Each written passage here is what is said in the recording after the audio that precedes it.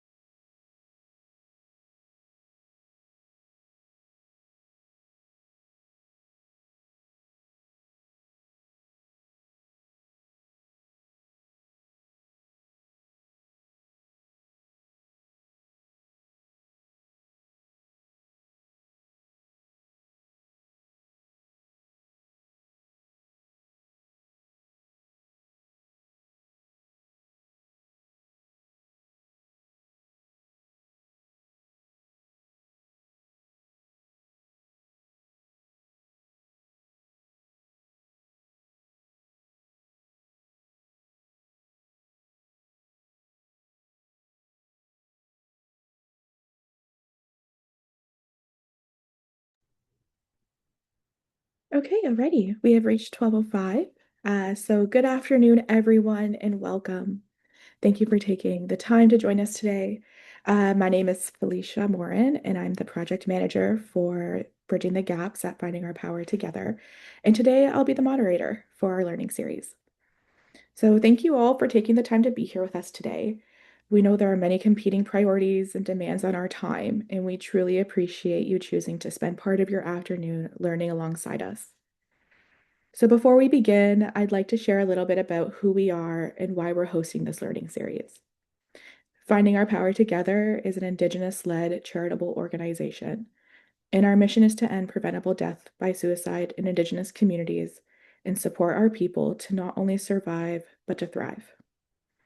Through our braided approach, we bring together Indigenous knowledge systems, relational practice, and evidence-informed mental health supports to create spaces where culture, connection, identity, and wellness can flourish. As part of that work, we recognize that learning is ongoing.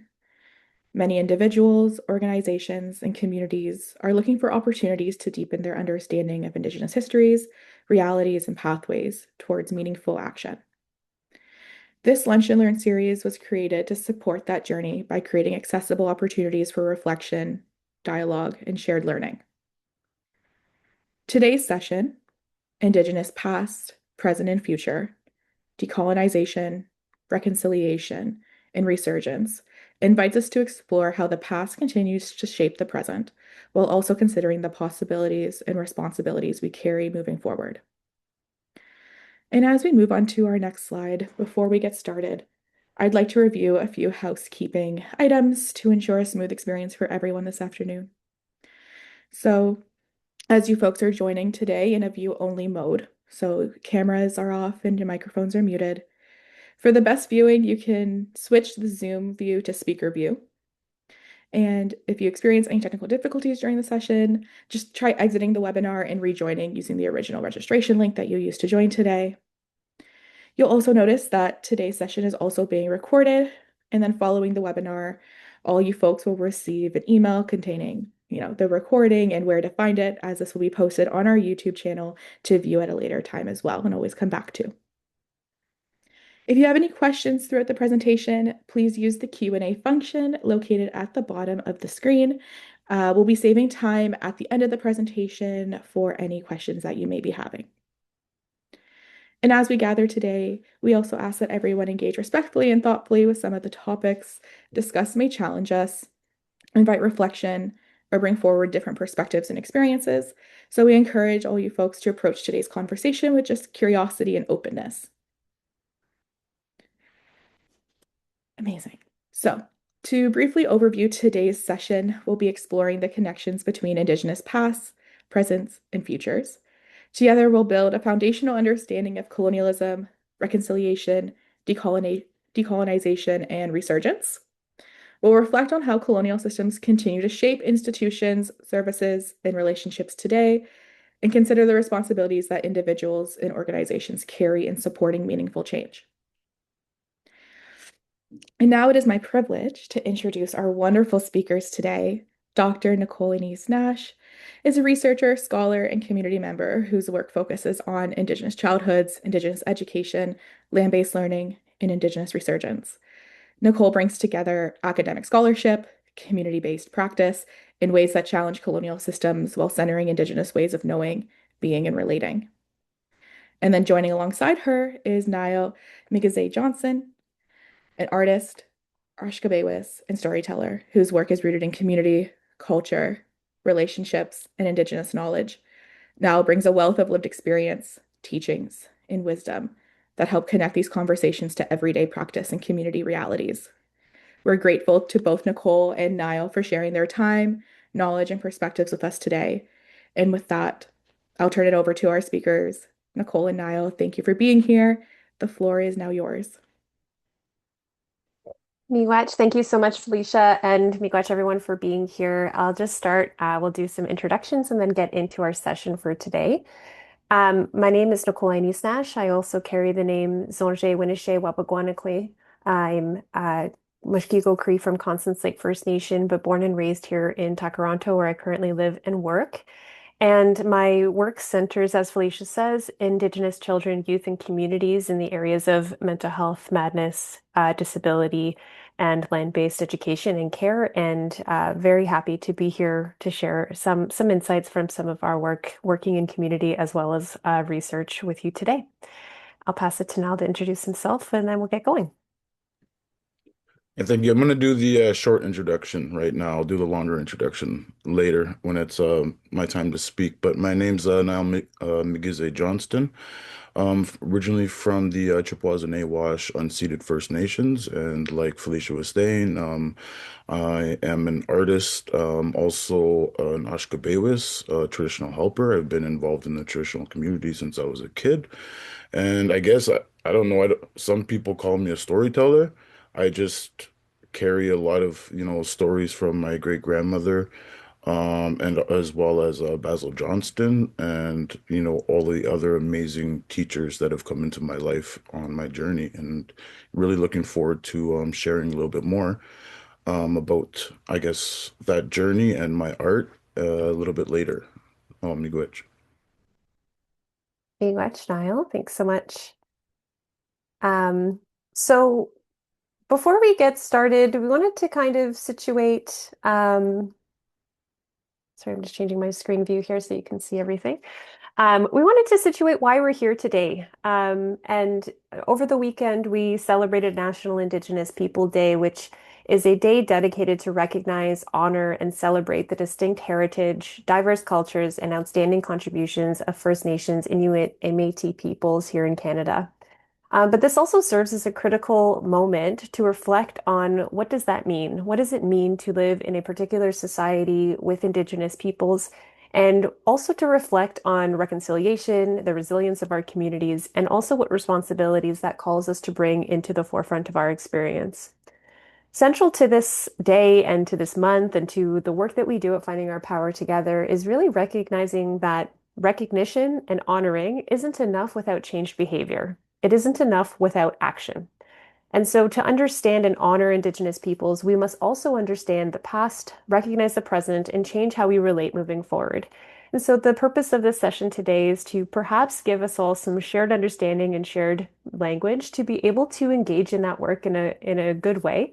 And the work that we're going to present comes from some of the research that we've been doing through Finding Our Power Together's research lab, as well as some of the experiences that we've come to have in working alongside Indigenous communities across Canada over the 5 years that we've been in operation. So, to start, we need to recognize that we live within a settler colonial state. And sometimes this gets misunderstood when we're talking about Indigenous people. There is often this collective amnesia that has impacted the Canadian society, where there's an assumption that Indigenous people are simply a problem to be solved. And what we really want you to take away from today's presentation is really to understand that this is not an accident, that we have found ourselves in this particular society, that this structure has been very much put in place on purpose. And settler colonialism is really a term that best captures the current configuration of our society here in Canada. And it's defined by an ongoing system of oppression that aims to displace, assimilate, and eliminate an Indigenous population and replace them with a new society of permanent settlers. Rather than merely extracting resources, which happens in other forms of colonialism, colonizers come to stay and claim the land as their own in perpetuity. And so Canada itself is a settler colonial state, and it operates through a very pervasive and intentional structure. In Canada, the structure is best described as a triadic structure, and the work of Eve Tuck and Wayne Yang really describe this in detail, how this is a very much established structure that has been tried and tested in other places and then has been replicated here in Canada as a means to really displace Indigenous people and to do so through these racial hierarchies that ultimately develop the colonial state. In their seminal work, Decolonization is Not a Metaphor, Wayne and Yang describe this structure in this triadic model by essentially attending to the core goals of settler colonialism are always about land and resources. They're always about attempting to gain access to those land and resources, and they do so through this social positioning of the settler native slave.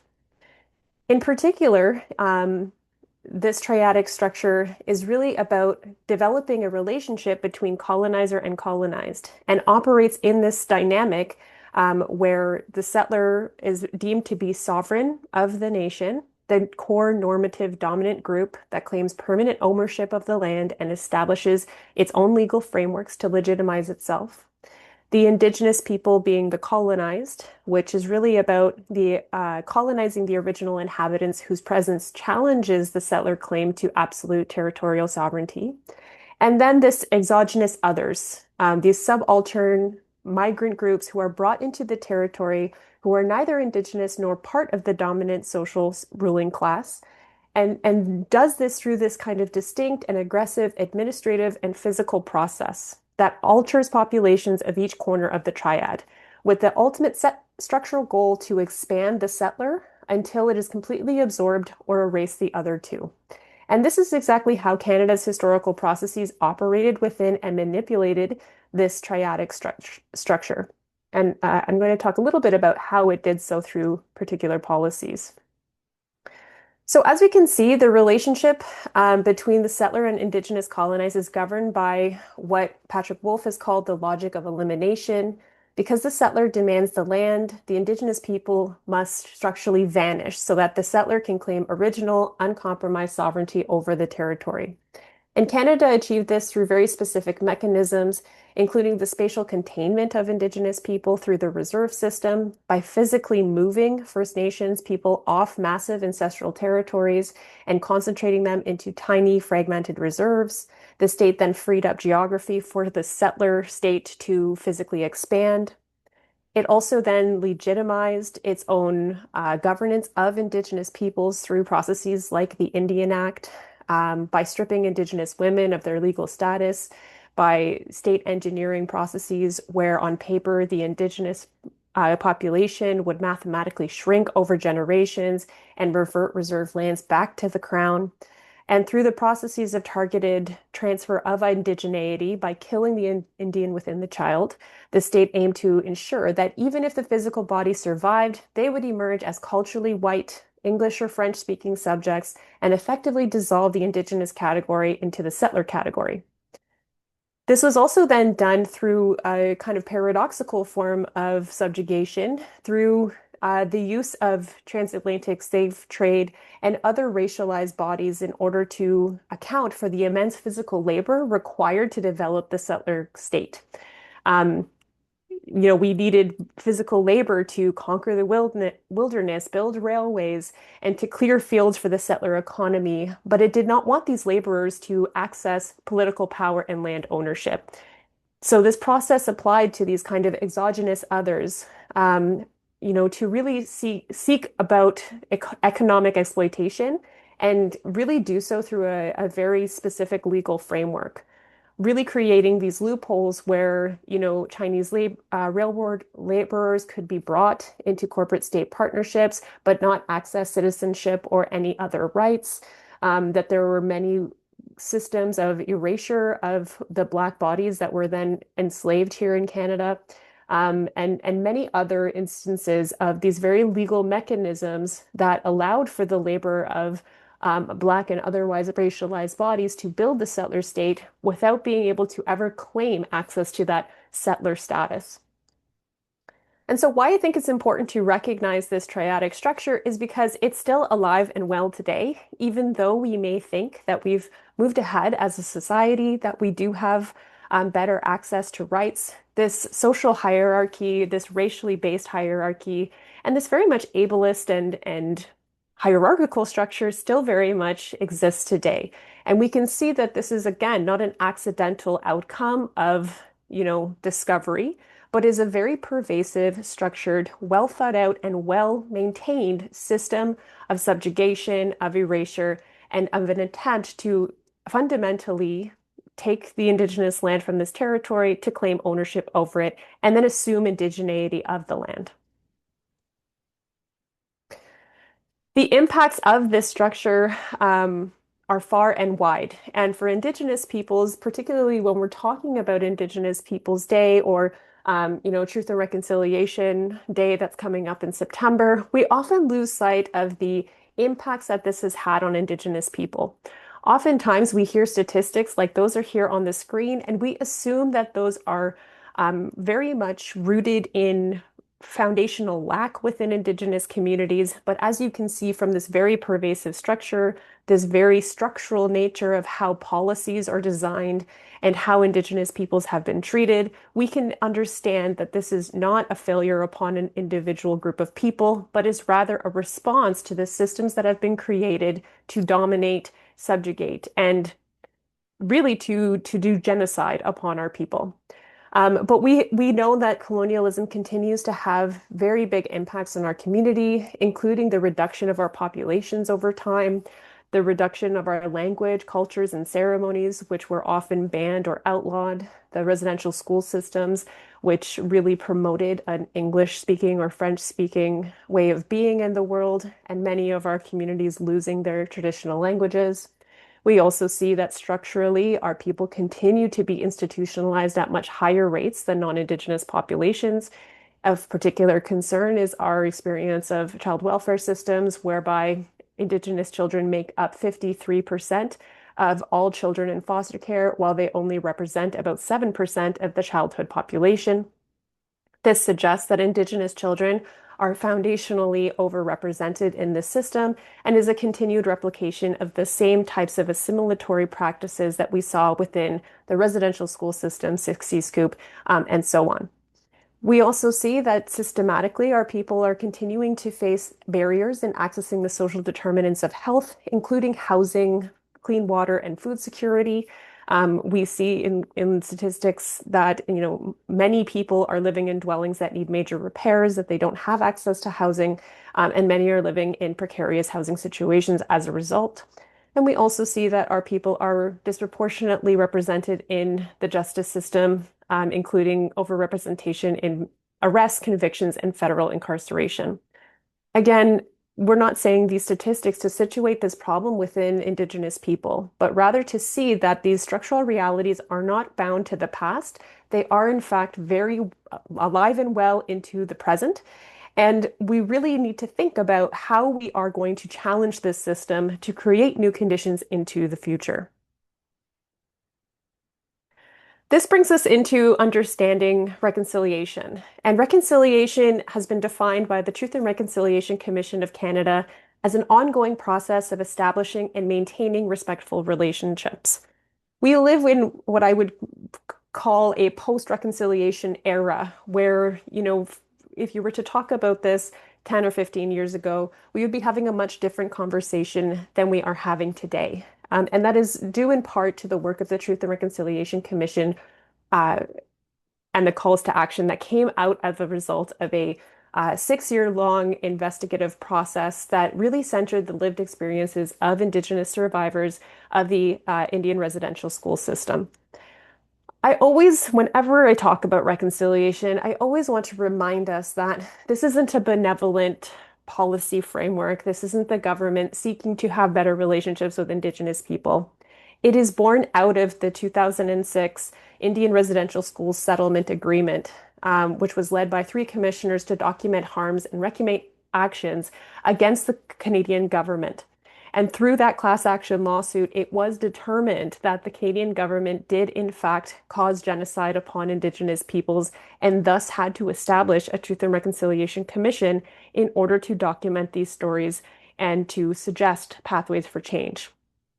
It was from here that we then had a extensive process of collecting the testimony of those survivors and really doing many, many national gatherings in order to collect that testimony. Through that process, it really identified how historical processes directly cause current crises, like the overrepresentation of Indigenous children in foster care, as well as some of the impacts of intergenerational trauma that continue to impact our people today. Through that, there were 94 calls of action that were structured in 2 tiers: legacy tiers for immediate harms and reconciliation to transform relationships. And these calls explicitly name responsible parties and are anchored in the UN Declaration on the Rights of Indigenous Peoples, but are largely directed towards institutions and governments. And so this really shifts the burden of reconciliation onto Canada's institutions. But what does that mean for us as individuals? How do we learn about reconciliation and practice it in our everyday lives?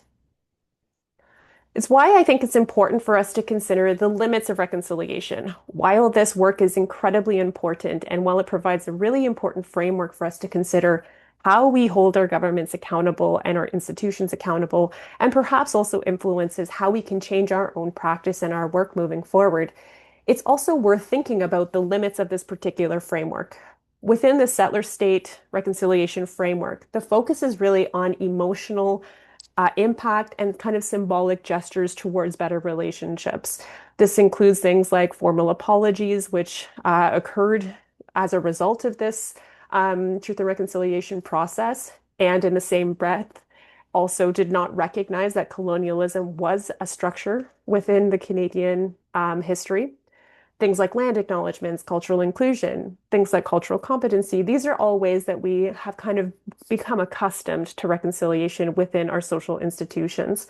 And the goal of this is then to create harmony within the existing Canadian state. This really treats colonialism as something that occurred in the past, as an event that we can get over, as something that really needs a psychological fix, when in fact we need to understand that colonialism is an ongoing structure. It's a structure of land theft. It is a structure of the commodification of particular bodies and minds, and it is a particular structure of control. And so, to think more broadly about reconciliation in the context of this settler colonial state, we can think about decolonizing frameworks, which we're going to talk more about later, that really focus on that material and structural reconciliation. Rather than thinking simply about apologies and psychological relationships, we think about land restitution or land back, the changes to jurisdiction or legal sovereignty, and then the goal is to restructure this triadic power dynamic rather than continuing to replicate it and continue to apologize for harms that are being done. My belief is that true reconciliation requires both a restoration of relationships and the remediation of the structures that continue to cause harm. You can't continue to build a relationship when those harms are still happening. It's also important to note that Indigenous peoples are also doing quite a bit of work within our own communities to heal from the impacts of colonialism, to heal from the loss of our cultures, our languages, our ways of knowing and being, our access to land, culture, and ceremony.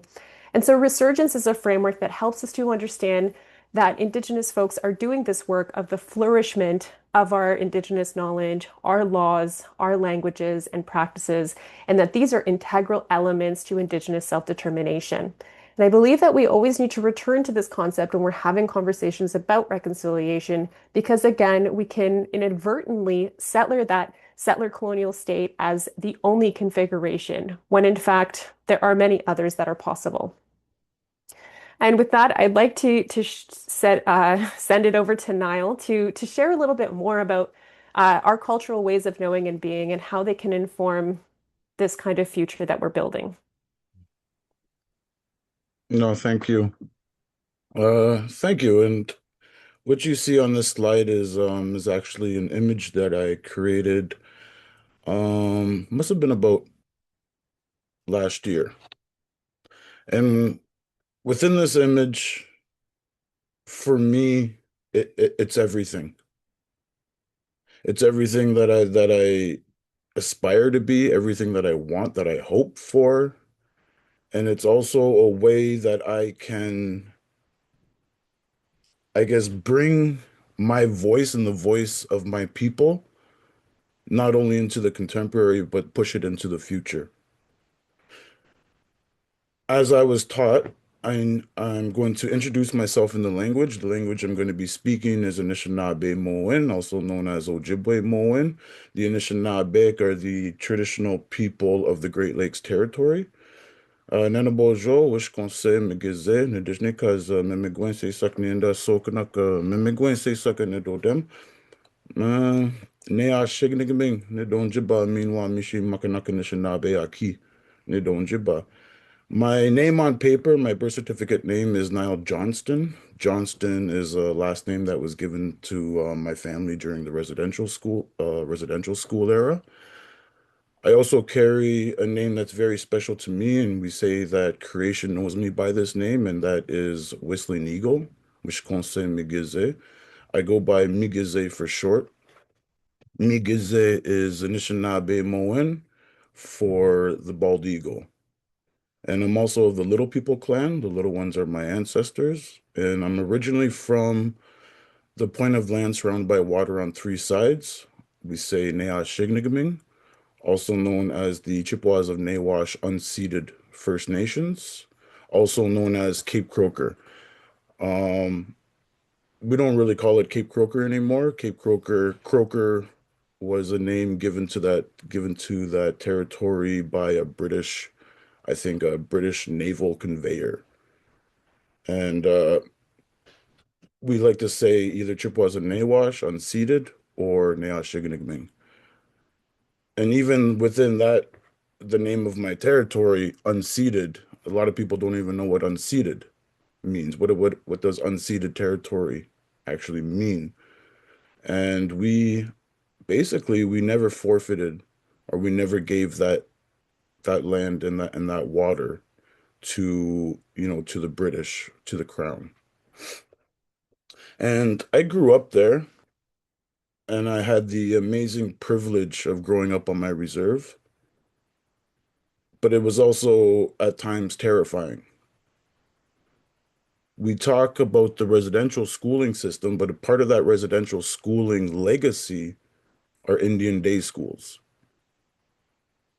Indian day school is actually what I attended up until its closure. I believe it was 1995, 1996. So all of that time before that, I was actually attending a Roman Catholic segregated school that was built on the principle and the same foundations that made up the residential schools. What I find kind of funny is I could recite the Lord's Prayer before I knew any of my traditional songs or my languages. I could recite so many Roman Catholic hymns before I could even sing my traditional Eagle song. And growing up in these schools, it was my art. It was my art that always anchored me and kind of like it protected me and it got me through. And I remember one instance when I was younger, I drew one of these images that you see here. It was one of those images that had horns, and I got in a lot of trouble. I got in a lot of trouble for that. And not to mention I was left-handed, and they didn't like left-handed people in the Roman Catholic Church. So for a little bit, I thought that the imagery that you see before you was wrong in some way, was evil. But how could it be evil if it just gave me so much hope and made me feel this certain feeling in my heart and in my mind? So I actually would started not drawing it at school, but I would start drawing it at home more. This imagery is a type of art that we call Mazanuk. Mazanuk. You can find Mazanuk all over the Great Lakes territory with on the rocks. We call them pictographs. One of my favorite places to go in all of the world actually is up on North Shore of Lake Superior, and it's called the Agawa Pictographs. And we go there all the time, and we take our children up there too, so they can see it. They can see this imagery because this imagery, Mazanuk, is like a sacred type of imagery. It's a spiritual form of art. And for me, what that does is it connects me to my past, it brings it into my present, and then I can send it off into the future. These images are our history, just like the oral tradition of storytelling that go all the way back to the creation stories. So does this art. Some of the art that you find around the Great Lakes territory on the rocks allude to the creation stories. This art is everything to me. It's a way of me reclaiming what was almost lost. Dr. Ineese-Nash was talking about the policies that were in place. These are very real things. This imagery was actually illegal until I believe when they amended the Indian Act in 1951. Before that, this imagery that you see on this screen was illegal in Canada and could get you in a lot of trouble if you drew this type of imagery. This is the imagery that kept me going through that day school experience, that kept me going through the experience of growing up on a reserve during the late 90s, early 2000s. Within this image, it's everything, it's life.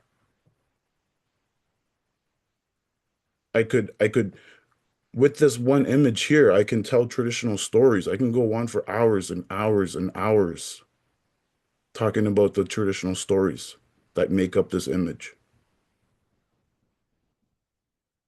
Reconciliation and decolonization, like Dr. Ineese-Nash was saying, is like it's become like this really icky word. It makes people feel icky. It doesn't have to be that way.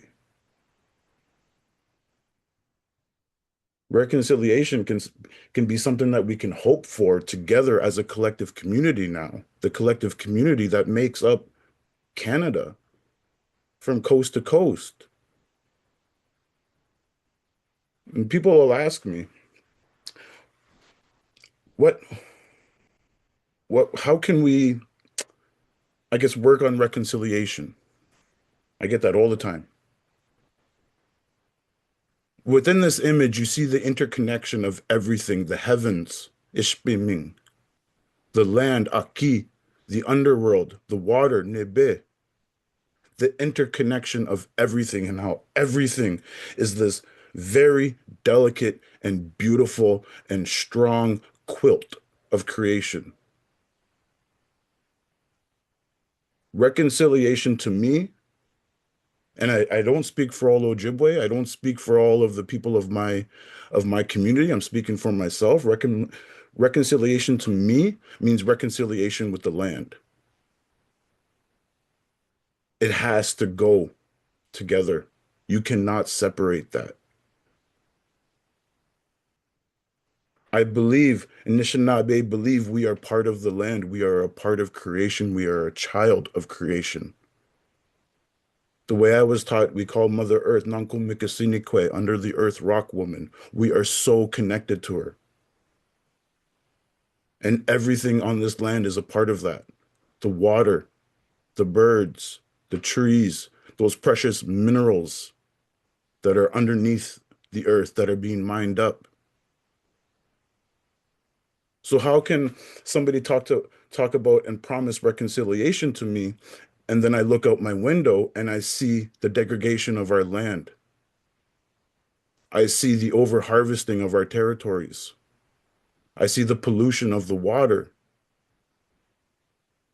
I'm trying to I'm trying to convey what the world view of Anishinaabe is. So if I see the destruction of land, the destruction of water, it's like watching the destruction of my own of a family member. And it really hurts. It hurts me. I'm speaking for myself here. It does. Seeing all that farmland, that clear cutting that was done by the British and the German and all of the Irish up in my territory, that being the Bruce Peninsula. Again, we don't call it Bruce Peninsula. That's the Sakin Anishinaabe Akin territory. I gotta, it hurts me. Not only am I seeing the degradation of the land, or sorry, the destruction of the land, but then I'm also seeing the generational wealth that was that that was built and that continues to be passed down to this day. I know that one of those big tractors on that land, they cost hundreds and hundreds of thousands of dollars. A lot of people don't know that there was actually a law in Ontario that basically stated that Indigenous people, Native people, we could not buy the latest technology in farm equipment. That was actual law. So we couldn't succeed. I get that question sometimes too. It's like, why? Why couldn't you? Why couldn't you? You could have done this, you could have done that. We couldn't even leave the reserve legally until, I don't know, the 50s. Before that, there was something called the pass system, the reserve pass system. We actually had to get permission from the Indian agent of our community to leave the reserve. Not only couldn't we leave the reserve, but we couldn't have the latest farming equipment. This is woven into the story that is Canada. And all I wanted to really share is it doesn't have to be that scary. It doesn't have to be that scary anymore if we can really come together collectively and not only take care of one another, but take care of the land and the water, because that's so important. And I always say this territory is so beautiful. We have one of the largest deposits of fresh water in the world, the Great Lakes Territory. So beautiful, so vast. And I think we have a collective duty to really take care of that. If we can take care of the water and creation, then it's going to teach us how to take care of one another and have these icky, hard conversations.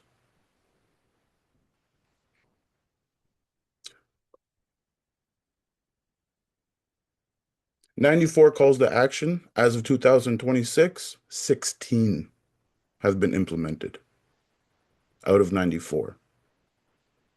Just giving some numbers. Also, my partner taught me this: sorry means nothing if it's not really meant with your heart and your mind. In the Anishinaabe the language of the Anishinaabe, we don't even have a word for sorry. Sorry is something so much more. The closest thing we got is like nani nwendum. Nani nwendum. It's I feel sad from my core, from my spirit. I feel remorseful. And if you can muster the courage and humility and respect and love to express that, then we can really make some changes in how we walk and treat one another and the land. And with that, I'm going to say miwe. That's all for now. Miigwech, Nyle, I think so much of what you're sharing really resonates with where we want to go next in this conversation, which is really to think about what does the future hold.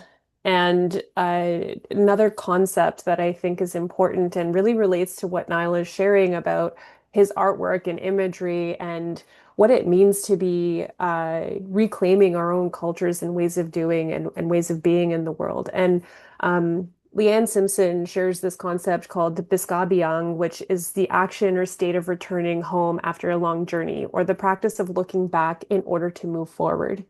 I think for us as Anishinaabe, as Indigenous people, we are in this time where we are looking back to our cultures, to our ceremonies, to our old ways of knowing and being, and trying to make sense of what that means for us as we move forward, as we continue to resist colonialism, as we continue to try to save our lands and waters from, this very over capitalistic state that we currently live in. And so, where does this leave us moving forward? How do we walk towards that future?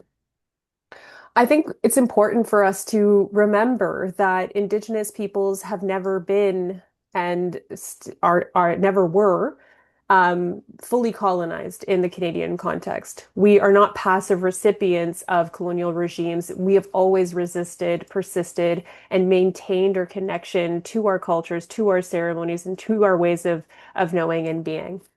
And so it's important to note that we have our own systems that we can return to. We've always had our own complex systems of governance, of education, of caring for one another, of spirituality, and of connecting with creation, spirit, and our ways of knowing. And so returning to ourselves is this then process of really situating ourselves as Indigenous people within this colonial context and beyond its parameters. And I think that this requires space for Indigenous people to have that freedom to be able to self-determine our futures. That requires reconciliation, that requires decolonization, and requires space for us to reclaim, revitalize, and practice our Indigenous lifeways. I think because of that, it's important to know that true transformation, true reconciliation is not simply adopting or including Indigenous people more meaningfully in the settler colonial state. It is instead about creating the conditions for Indigenous peoples to return to themselves and create their own futures on their own terms.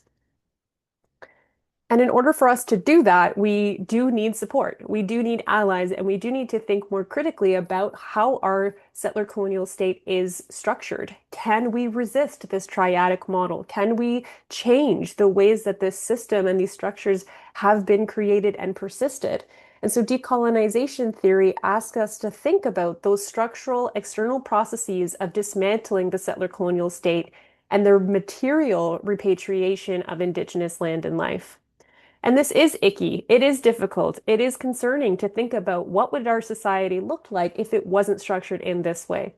But I think looking to the processes of decolonization can give us some frameworks to at least start to have that conversation and to think about what would this entail? What does it meaningfully look like for us to challenge the assumptions that the settler colonial state is all there can and will be? These processes of decolonization come from years of scholarship work with Indigenous populations in terms of thinking through what would actually be required. And again, to return to the word of tucked in gang, really to understand that decolonization is not a metaphor. It's not a buzzword. It's not just something that we say and then don't actually do anything about. To Niall's point about, sorry requires changed behavior. We can't continue to say sorry if you were in a relationship with someone who continued to harm you, but it's okay because they'll give you flowers and say sorry. We would tell that person to get out of that relationship. So reconciliation means nothing if we don't challenge and change the harmful structures that continue to produce harm. Some of the ways that we can do that are one, to think about the repatriation of land, really about radical return of land to Indigenous people, really about replacing consultation with free, prior, and informed consent, and restoring economic authority to ecological law. Nyle has been talking about this, about how we care for our waters and our lands. We have this responsibility in our own cultures, and we can be trusted to be able to do that on a larger scale. We also need to think about sovereignty and what does it mean for Indigenous people to maintain their sovereignty. While we saw that the kind of structure of colonialism and the policies that enable it really are about removing Indigenous sovereignty, at the same time, there are clauses within those constitutional documents that state Indigenous people maintain their own sovereignty, that we do have self-determination, that we have a right to be self-sovereign peoples. And so it's really about dismantling the other types of policies and frameworks that ensure that we are regulated as subjects of the crown, such as the Indian Act, and revitalize our own legal orders, our systems of governance, and recognize that our nations should be treated as it is stated in our Constitution on a nation-to-nation relationship. That we need to also overhaul our institutions to decenter Eurocentric ways of knowing and being, that we replace the surveillance, the carding, and incarceration with community-led restorative justice and Indigenous epistemologies. Our communities know how to care for our people well. We know how to educate our people. We know how to ensure that they are cared for well. We know about inclusion. We know about healing. We know about restorative justice. And so it's really about looking deeply about how we organize our institutions to simply replicate the same hierarchical structures and how could we change them. We also need to have the ability to practice resurgence, to return to ourselves, to be able to revitalize our languages, our ceremonies, our art forms, our ways of knowing and being. And we need the ability to do so without consistently being told that our ways are not evidence-based, that they're non-effective. We know that they are effective, and we need to be able to develop our own systems of governing ourselves, of educating ourselves, and of really taking care of our community. And fundamentally, we need to unsettle this triadic structure altogether. Really, this triadic structure impacts everyone. It's not just an Indigenous problem. This is a situation that impacts everyone. Unless you're at that top of that triad, that's simply not majority of us. The majority of us are coming from our own colonized backgrounds, are experiencing racialization, have complex histories that do not put us in that top bracket of that social hierarchy. And so we need to start to think deeply about how do we restructure this society to be more equitable to all communities. And it starts with Indigenous communities and Black communities because we are most impacted, but this is something collective for us all to be a part of. A key takeaway is really not an invitation to make this colonial house more inclusive, but really about tearing this house down and building something else in its place. How do we do that? This is, kind of theoretical. A lot of people look to decolonization and get overwhelmed. They think that they have no place in it, that they have nothing to do. And I think decolonization actions should be directed towards institutions and governments, but I think as individuals, we have key roles to play. In a lot of the work that I do in consulting with other organizations, in my teaching practice and in my research, I always think about decolonization as an ongoing process, as something that we need to return to again and again and again, that it is never completely finished, and this is a journey that we decide to be on. And it starts with evaluating our current practices. What are we doing? How are we benefiting from the current status quo? How are we replicating this structure through our practices or policies or the ways that we do things? How are we embedding colonial influences, Eurocentric influences, or biases? Begin to actually engage in critical self-reflection about what we're doing in this grand scheme of things. From there, we can then identify and acknowledge those systems as well as their impacts. We need to be able to understand that this historical piece is really still a part of our present and everyday reality, and that there are ongoing impacts of colonization that are influencing, again, not only Indigenous people, but all people. We then need to start to remove the barriers, discriminatory practices, and outdated policies that really perpetuate these colonial legacies. We need to be able to remove the colonial structure altogether and then replace it with more inclusive practices, ideally through ones that actually represent Indigenous populations, that are fundamentally led by Indigenous peoples, and to be able to create that new structure, that new house that we're trying to build. Of course, it doesn't end there, and we always need to come back to reflection. Reflect on our progress, the challenges, and areas for further growth.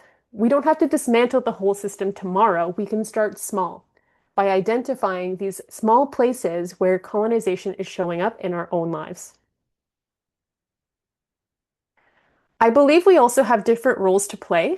And one of the teachings that have been really fundamental to my own understanding of the roles that we play in decolonization comes from the teachings of the two-row wampum, which is, not of my culture, but I think is a really foundational representation of the original agreements between Indigenous and settler societies.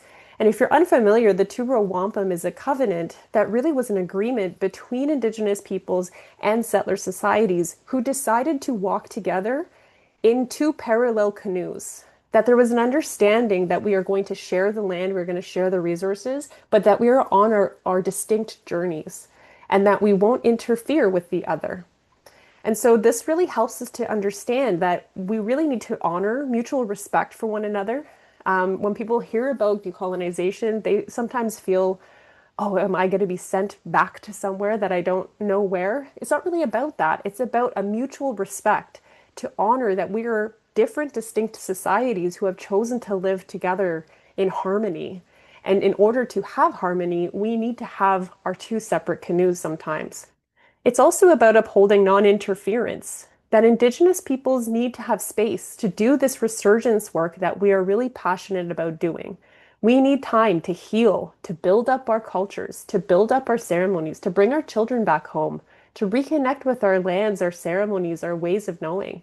And we need to be able to do that in a river that is not tumultuous, where we're not constantly coming across barriers or tumultuous waters. And so we need to have that space to do the work that we need to do in our communities. And there is work for non-Indigenous peoples to do as well.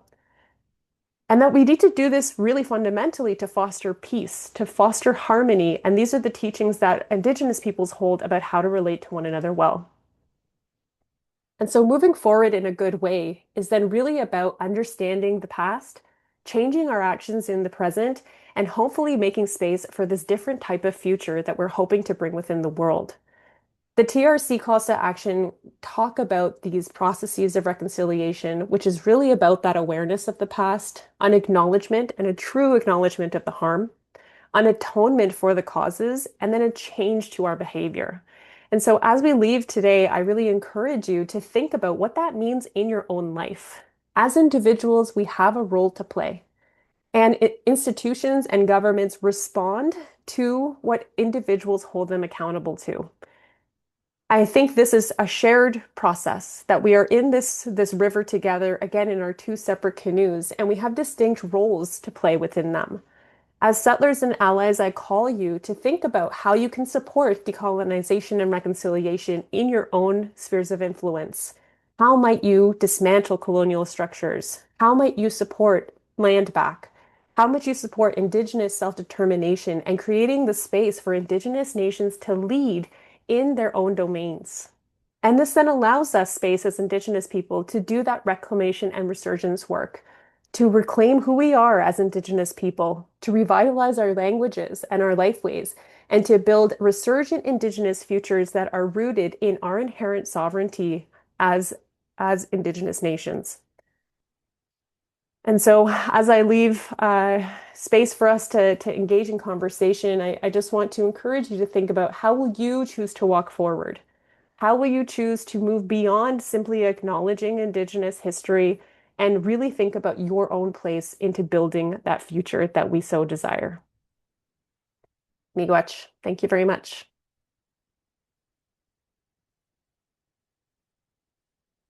I'll pass it back to you, Felicia. Miigwech. Wow. Thank you both so much for this presentation. There was so much wisdom and knowledge and reflection that you both shared today. And as an Indigenous person myself, always hearing this, whether it's in an academic setting or in a webinar or in work, like there's always that constant ongoing learning and reflection, Nikki, like you mentioned, about in this work, what does it actually look like to be a continuous learner? And I'm sure many folks that joining us this afternoon are sitting with that as well. Um, and now we're going to move into the Q&A portion of today's webinar. So for folks, I know might be absorbing the information right now and taking time to think of a question or just even a comment or reflection that may be coming up for you as you sat with us this hour. We'll do our best to get through all of them. And while those questions come in, I'd like to start us off with a few that I was kind of sitting with throughout this presentation. This first one could go to both, either you, Nicole, or Nyle. Um, but we kind of started off our presentation today with National Indigenous Peoples Day.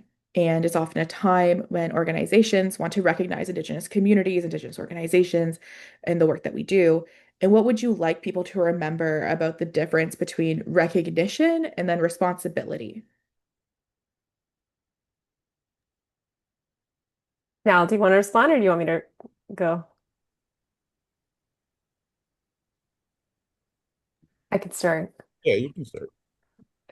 I think recognition is not enough. And I think really a lot of our, I guess, the ways in which the colonial regime has responded to Indigenous advocacy and resistance has been around a politic of recognition, about let's recognize you, let's acknowledge you, but let's not actually do anything to change the structure at all. And so I think recognition is a very important like first step to recognize and understand the Indigenous populations and our rights in the context of a Canadian society. But the responsibility piece, I think that's one of my critiques about the TRC calls to action because they were written in response to a class action lawsuit, and thus the respondent is the government. But what does that mean for individuals? What does that mean for one organization? What does that mean for society at large? We need to be able to take up responsibility. And oftentimes we don't unless we are provided with a checklist. Let's, do a land acknowledgement, check. Like, let's do cultural competency training, check. Well, what does it mean to actually take up responsibility beyond simple check boxes, beyond the bare minimum, to actually take up our responsibility as all being treaty people and as being, people who live within this land, this territory, and who have a responsibility to that space? I don't know if Nally, you want to add anything to that? No, it's the 3 month cycle until it goes into like the Day of Truth and Reconciliation. It's just like it became to me, and I'm only speaking from myself. It's become so performative where it's I don't want to see the performances. I want to like feel, some change. I feel like especially within, you know, Indigenous Peoples Day and the TRC, like a lot of the labor is on the Indigenous people to do the work and the education. Do you know how many talks I get asked to do around TRC about residential schools and Indian day schools? Like I think last year I took the year off. I couldn't. I just couldn't anymore. It started like really affecting my mind and my spirit to the point where I was like, you know what? Like I have an obligation to my family, to my children, to my community. I need to take this time for myself and think about my community and what they experienced in the day schools and think about those old ones, those Anishinaabe, those elders that had to attend the residential schools. So for me, it's just about I don't know. Let's see it. And it doesn't have to be this grandiose gesture, like just little things, and a big thing for me, I think Dr. Ineese-Nash talked about this is like I actually want to see some, you know, some governing bodies implementing change in little steps, not not not releasing funding so we can have these cultural festivities during these days, but like, do something meaningful. A little bit about, I guess, what I think about that. Yeah, no, absolutely. Thank you both for answering that. A question coming up in the chat here is there a common thread between colonial work, decolonization, and the influence of maybe white supremacy, patriarchy, and other systems that shape these institutions and our relationships? Yes. Yes. I mean, I think you could take that triadic model and expand it further to really examine how settler colonialism has really imported its own particular system of hierarchy, which is fundamentally rooted in white supremacy, fundamentally rooted in ableism, and fundamentally rooted in a patriarchal assumption of how societies should function. And so much of that then became seeped into these various systems, like the ways that, if you look at the residential school system curriculum as an example, it was very much a way to ensure that our ways of knowing and being, which were very much matrilineal, very much rooted in a more collectivist view of how to be in a community, which were fundamentally not about resources or capitalism and were fundamentally inclusive. You can then see that compared to the residential school curriculum, which was about very Christian values, which is not inherently problematic, but it's problematic when it's being placed on a particular people who already held their own ways of knowing and being.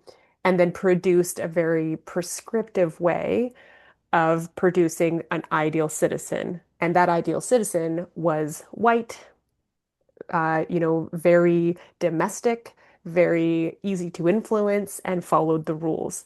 And I think Indigenous people have always stood in resistance to that. And if you look at our resistance movements, they're almost always led by women, youth, elders, people who kind of sit outside of that ideal citizen category.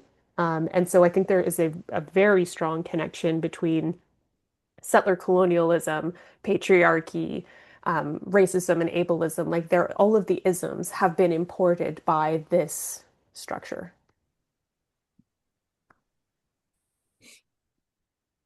I got nothing to follow up that. That was very beautifully put and is very truthful on many levels. And yeah, Yeah, absolutely. And the next part coming out of our Q&A is a reflection. So I'm just going to share that a person said, Miigwech for this session. They could listen to you both all day. Now that the art was so moving. And they put a quote here from something that they read recently by Kajit 2020. Art allows us to symbolize knowledge, understanding, and feelings through image, thus making it possible to transcend a infinite time and cultural wrapping, and that your artwork is felt. thank you so much. Thank you. That means the world to me. But I always got to remember when I'm doing my art, I do it for me first and foremost. And because it's just it's like my great grandma who survived Spanish residential school said, like, we're all born with a gift, such a beautiful gift. We all have gifts and they're so unique to us, and not everybody has the same gift, and that's what makes our community so beautiful. So this is just me honoring that amazing gift that creation has has allowed me to do. So thank you very much for that comment. Yeah, and maybe just to follow up on that, Nyle, this is probably for you, but like as an artist in Ashkabewis, what gives you hope when you think about Indigenous futures and our next generation? What gives me hope is when my children look at something that I drew and they ask, what is that? That's what gives me hope. That's all it takes. Even that image that I was speaking on before, there was this image with rabbit ears. Like, what is that? That inquisitive mind of a child. What is that? Actually, you know what? That's Chibaya Bojo. Who's Chibaya Bojo? Chibaya Bojo is one of the brothers of Nana Bojo. And let me tell you a story. And I just love that because that's exactly what we're talking about, that past, present, and the future.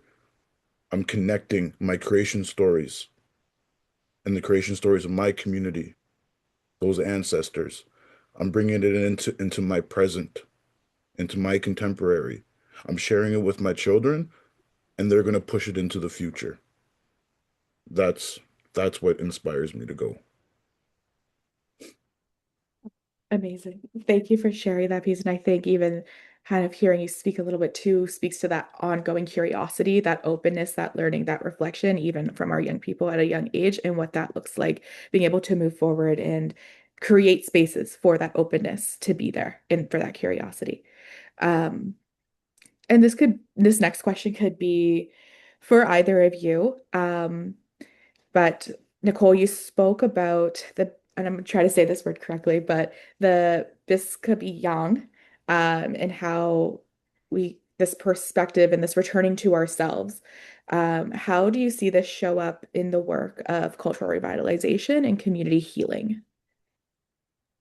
Thanks, Felicia. That's a great question. I mean, I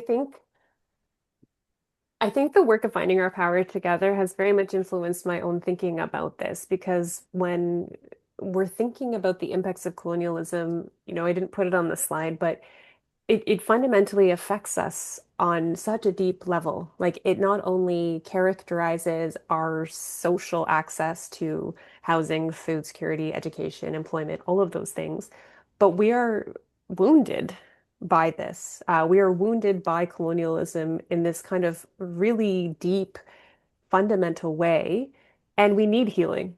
We need healing on a collective level, we need healing on an individual level, and this wound that we carry is one that's going to take generations to overcome. When I think about this returning to ourselves, I think that's the root of it. The work we do at Finding Our Power Together in particular, we started as a way to really try to prevent suicide, that our communities are dying by suicide at rates that are so much higher, like some of the highest rates in the world. And why is that?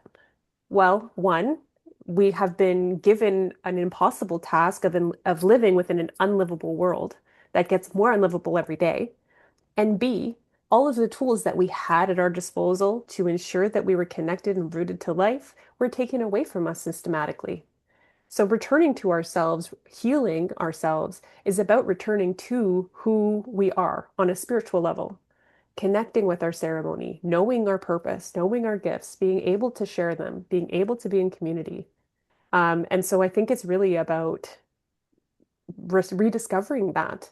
And for so many of the young people that we work with at Finding Our Power Together and the work that we do with our culture and our ceremony, like we can see it. You can see it. You can see the light get resparked in someone when they have that experience of being like, oh, I'm not this thing that happened to me. I am, for me, I'm Zonje Winishe Wawaguanakwe. I'm spirit first. And to reconnect with that is such a powerful experience. Beautiful. Yeah, beautifully said, Miigwech. And kind of touching on this like connection and reconnection for land, for water. We had some difficult conversations and realities discussed today of how this colonial state has really entrenched itself into society and how people create their own biases and views and what that actually looks like. And yet we spoke about collective care. So how does this reconnecting with the land and water help us as a collective move, as now mentioned, from this fear piece into action? Open to either. I think you should take it now. Well, I think we said it both a couple times, like this notion of like if you say land back to somebody, they're gonna shut down. They're just instantly gonna shut down and become defensive. Because land back implies that I have something that you're gonna be taking. It's just like a natural thing that our brain will do, that our ego will do. But land back is so much more. People need people don't realize, I guess, that like 87% of the land mass of Ontario is crown land. Crown land. Oh, we don't belong to a colony. Why do we call it crown land? Why is the king and queen still on our money? Okay, so if you have 87%, and Ontario is massive, absolutely massive. If there's 87% of the land mass of Ontario is under the crown, then why not open it up to some communities around these territories where they can actually really experience what the land and the water has to offer? I think that's so important.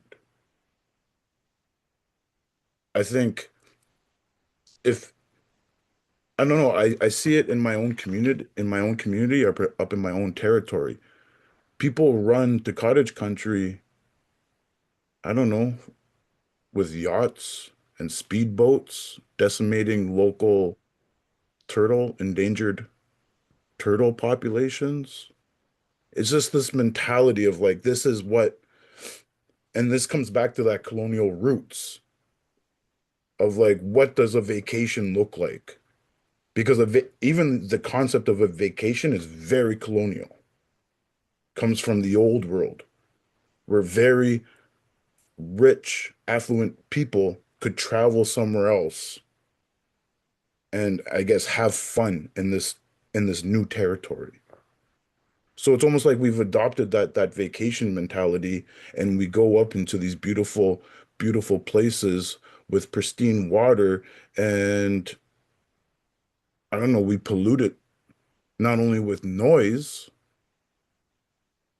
but with garbage and things like that. Like this is very perplexing to me. And I watch this. I'm just like, wow, this is mess. To me, I'm only speaking for myself. No shade on anybody that has a cottage or a speedboat or whatever, but like I'm just like, wow, we're so backwards sometimes. And then we'll go back into our urban settings, our big cities, and be like, oh, you know what? We need to look after the water. I'm like, something's not adding up to me here. This is when I'll always say actions will speak louder than words. Yeah, that's it. Just some inner workings of Miigizi, I guess. If I can add to that, like I also think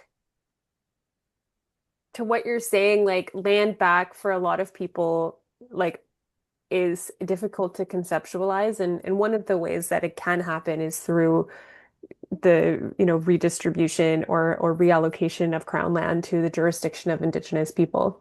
But one thing I think is really important is to note that like we don't have the same understandings of land ownership as private property. And so it's actually not that challenging to think about a world in which land was held in trust by Indigenous peoples because we are the stewards of the land and we are the appropriate hereditary, you know, chiefs of that land, for lack of a better word. And so to think about that from a jurisdictional lens, I think is really important. But there's also like these smaller everyday practices of decolonization that can allow us to start to develop this rather than always thinking about, well, it needs to be governments, it needs to be these big things. It does. And at the same time, like I'm thinking about really important partnerships or relationships that get developed. Like, for instance, in the work of conservation authorities who, allow Indigenous people to access those lands for ceremony, which are, protected lands because they know that Indigenous people are going to take care of that space, that in fact, utilizing that space for that purpose is going to be a good thing for that land. And really about, I think, Isaac Murdoch talks about this a lot, that reconciliation is not only about people, it's about reconciliation with the land.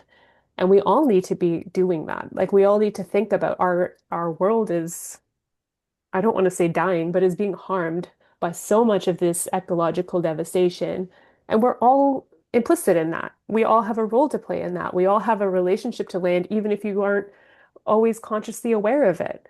So, yeah, what does it mean for you to come to this webinar and then to go back to whatever it was you were doing? Like, what does it mean for us to actually change our behavior and to examine that behavior from this broader sense, from an understanding that we live on Indigenous land, we benefit from the structures of colonialism, and we have a responsibility to this place and its people.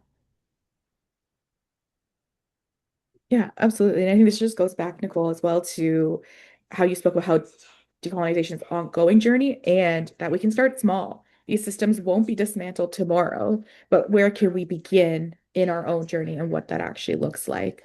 Um, so I guess I'd be curious too, maybe to have maybe either of you folks maybe expand a little bit more on what does that meaningful engagement look like to start small?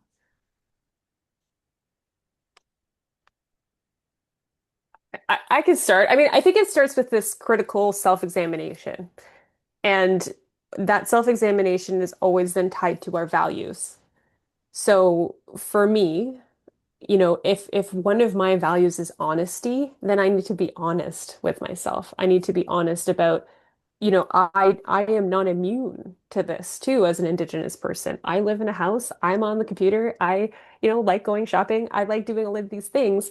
And so I too benefit from someone else's labor, someone else's exploitation, someone else like I need to think about that and then choose in my own life, well, am I going to choose to continue to participate in that? Are there ways that I can change the things that I purchase, the ways that I behave, the places where I put my attention or my energy or my investment? I think it's really about starting small in terms of self-reflection on what can I do, what can I change that I'm currently doing, and then to start to build up to these larger actions. It's not unheard of, even though it might seem foreign, it's not unheard of for people to just decide, hey, I've got this cottage, back to the vacation, I got this cottage. I am at a place where I can do something big and I can donate this land or I can donate this space or I can, I have the income, I can actually donate to an Indigenous charity or, it starts small, but it can start to build incrementally. And also to put your money where your mouth is, really, to walk the walk and talk the talk and to hold our governments accountable. Where do you put your vote? How do you hold governments accountable? How do you ensure the institutions that you are investing your time, energy, and money in are in fact doing their own due diligence? So like I said, I think it starts with yourself, this critical self-reflection piece. And as you start to do that, you start to uncover more and more, and that can lead to bigger change. Yeah, miigwech. Kind of as we enter the last 10 minutes of our webinar, if Well, there was one, oh, I just want to echo one thing, I guess, with that because it's so broad sometimes. But I'm just gonna something that I was really fortunate that Basil Johnston taught me, and he's it's so simple. It's like how we treat ourselves is a direct representation on how we treat our community. How we treat our community is a direct representation of how we treat creation around us. And I always try to hold that true to myself to keep me accountable. Because it can be so broad. I just wanted to bring it. That's kind of how I look at it. no, miigwech for adding that piece. Um, so as we kind of have a few minutes left together, last question that I kind of have on the end here is if there was one key takeaway that you hope for the folks who joined us today to carry with them after today's session, what would it be?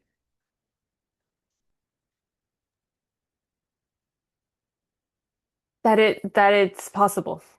That creating a different future than we have right now or that we've had in the past is possible. And speaking for myself, I think Indigenous people hold the knowledge for how to build a better world, how to return to a way of living that is in better harmony, and to plan for a future that we don't even know was possible in the present.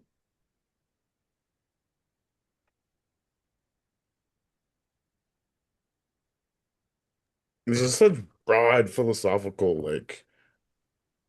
questions, but I don't know. I'm just gonna like really keep it simple again because that's how I guess I process these macro issues on a micro level. It's just like I'm the greatest gift for me is the gift of choice. That's something Creator gave me. The gift of choice. And that choice is everything.